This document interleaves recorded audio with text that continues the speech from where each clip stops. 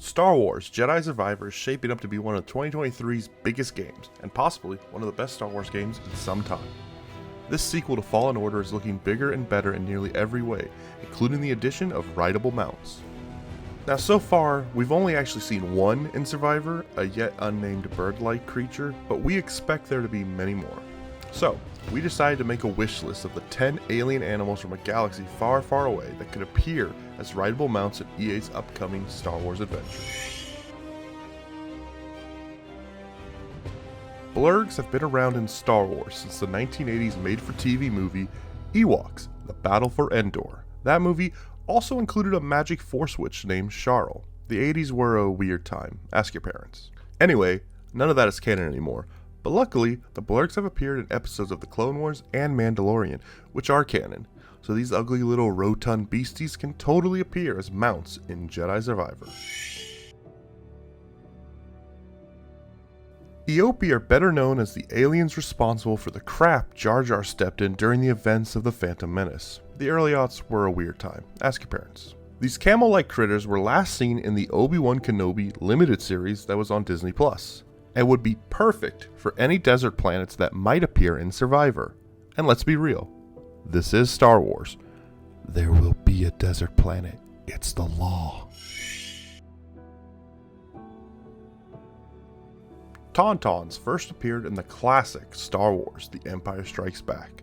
In that film, the rebels used them to get around the icy, inhospitable world of Hoth.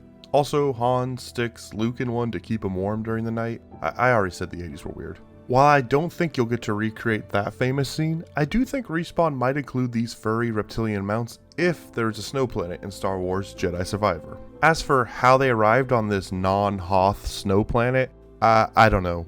Space pirates from Nar Shaddaa? Sure, moving on.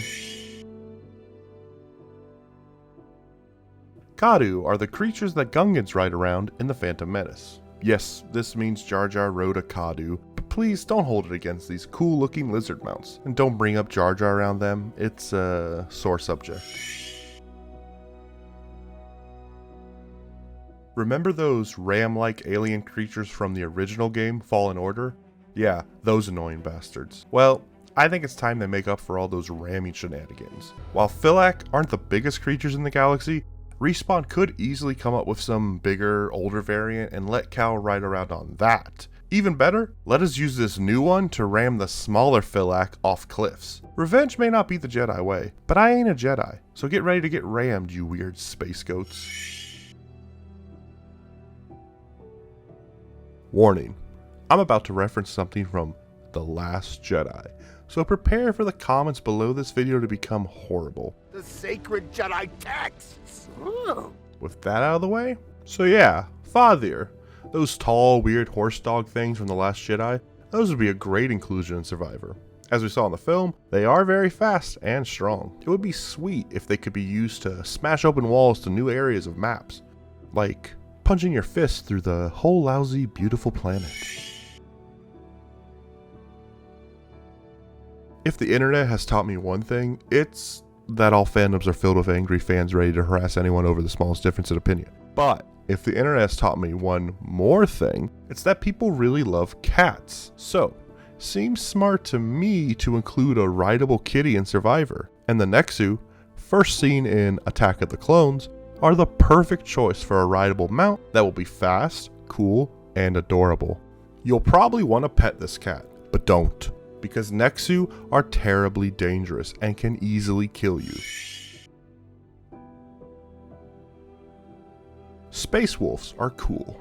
I don't think anyone will disagree with me on that point. And perhaps the coolest space wolf is the Loth Wolf. Yes, they have one of the laziest names in Star Wars. Really? Just tacking the planet name onto wolf? But whatever. Loth wolves are rad. And it would make a lot of sense for these creatures to be rideable mounts, as we see this happen in the animated series Star Wars Rebels. Not only that, but they seem to have a deep connection to the Force, something that could help a Jedi like Cal connect and even bond with these wolves if he was to visit Lothal at some point in the new game.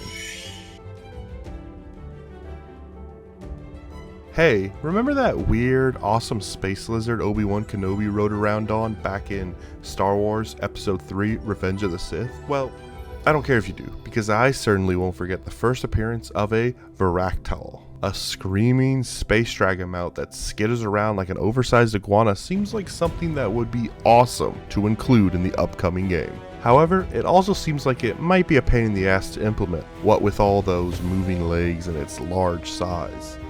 Just give me a moment. Get this out of my face.